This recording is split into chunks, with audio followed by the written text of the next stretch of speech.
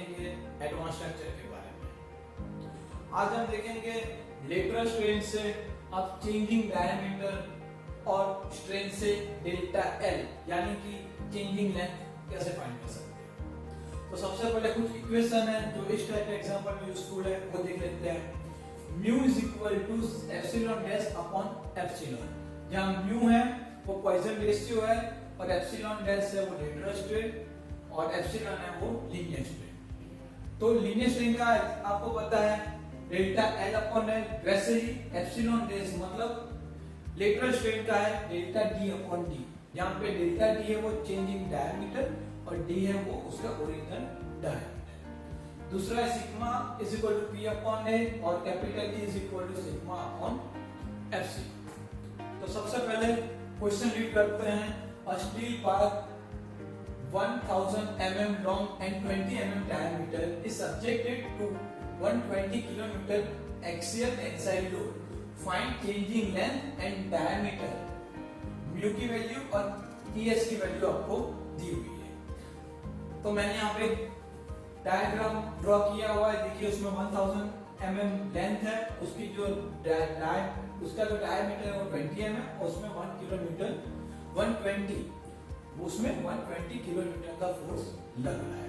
तो सबसे पहले देखते हैं कौन सी वैल्यू दी हुई है।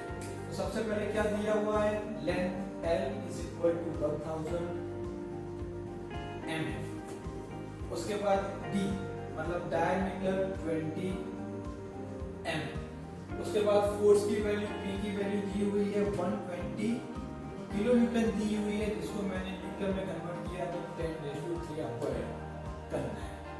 उसके बाद आपको म्यू की वैल्यू दी हुई है 0.25। म्यू का कोई यूनिट नहीं है बिकॉज वो एप्सिलॉन डैश और एप्सिलॉन का रेशियो है।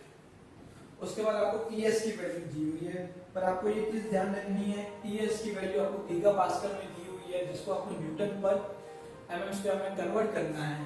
तो आपका आएगा 200 into 10⁻³ न्यूटन पर mm स्क्वायर।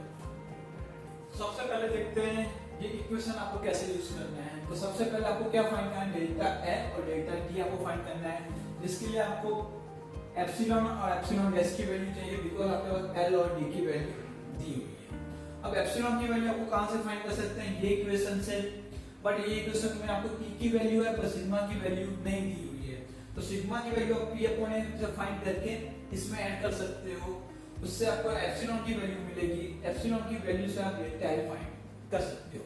उसके बाद एप्सिलॉन की वैल्यू आप mu is equal to epsilon dash upon epsilon में ऐड करके एप्सिलॉन डैश की वैल्यू फाइंड कर सकते हो, जिससे आप डेल्टा डी फाइंड कर सकते हो। तो सबसे पहले हमें क्या करना है, एरिया फाइंड करना है। तो A is equal to π/4 d square. तो π/4 d की वैल्यू आपको दी हुई है 20, तो आपका आंसर आएगा 314 into 15 mm स्क्वायर। अब ये वैल्यू आप sigma is equal to P upon A में ऐड करोगे, sigma is equal to P upon A is equal to P की वैल्यू 120 into 10⁻³ अपॉन ए की वैल्यू, तो आपका आंसर आएगा 381.98 न्यूटन पर mm स्क्वायर।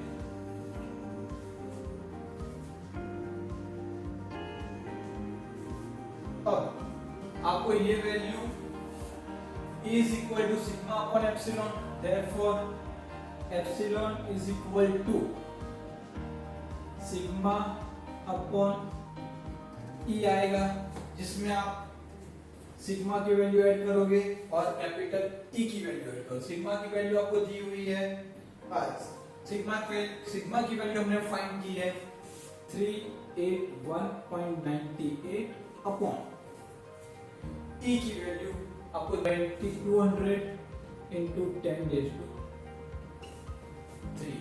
तो आपका आंसर आएगा 1.91 into 10⁻³ एप्सिलॉन का कोई भी यूनिट नहीं है।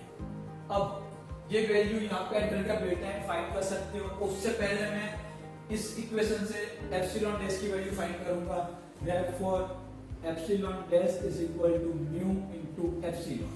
तो म्यू की वैल्यू आपको दी हुई 0.25 इनटू एप्सिलॉन की वैल्यू 1.19 माइनस 10⁻3। तो आपको एप्सिलॉन डैश की वैल्यू मिलेगी 4,775 इनटू 10⁻⁴। इसका भी कोई यूनिट नहीं है। अब आपके पास एप्सिलॉन और एप्सिलॉन डैश दोनों की वैल्यू है, दोनों की इक्वेशन में ऐड करना है, तो आपको डेल्टा और डेल्टा डी मिल जाएगा। तो सबसे पहले मैं डेल्टा एल फाइंड करता हूँ। Delta L is equal to epsilon into L. Epsilon की वैल्यू है 1.19 इनटू 10⁻³ इनटू एल की वैल्यू है 10⁻3। तो आपको मिल गया delta L is equal to 1.19 mm। Same आपको ये इक्वेशन यूज करके डेल्टा डी फाइंड कर सकते हो। तो delta D is equal to epsilon dash into D. तो एप्सिलॉन डैश की वैल्यू है आपके पास 4,775 इनटू 10⁻⁴ और डी की वैल्यू है आपके पास 20। तो आपका आंसर आएगा delta D is equal to 0.00955 mm। तो ऐसे आप दोनों वैल्यू फाइंड कर सकते हो। एक बार फिर से रिपीट कर रहा हूं कैसे होता है। आपको इतनी वैल्यू दी हुई है, आपको डेल्टा एल और डेल्टा डी की वैल्यू फाइंड करनी है। डेल्टा एल के लिए आपको एप्सिलॉन और डेल्टा डी के लिए आपको एप्सिलॉन डैश की वैल्यू फाइंड करनी है। अब एप्सिलॉन की वैल्यू मुझे यहाँ से मिल सकती है E = सिग्मा अपॉन E, और सिग्मा की वैल्यू नहीं है इसलिए मैं सिग्मा के लिए P अपॉन E फाइंड करूंगा, सिग्मा मिलेगा। सिग्मा की वैल्यू यहाँ पे ऐड करूंगा जिससे एप्सिलॉन मिलेगी मुझे वैल्यू। एप्सिलॉन की वैल्यू मैं इस इक्वेशन में ऐड करूंगा, एप्सिलॉन डैश की वैल्यू मिलेगी। और एप्सिलॉन और एप्सिलॉन डैश का जो इक्वेशन है वो यूज करके मैं डेल्टा एल और डेल्टा डी फाइंड कर सकता हूं।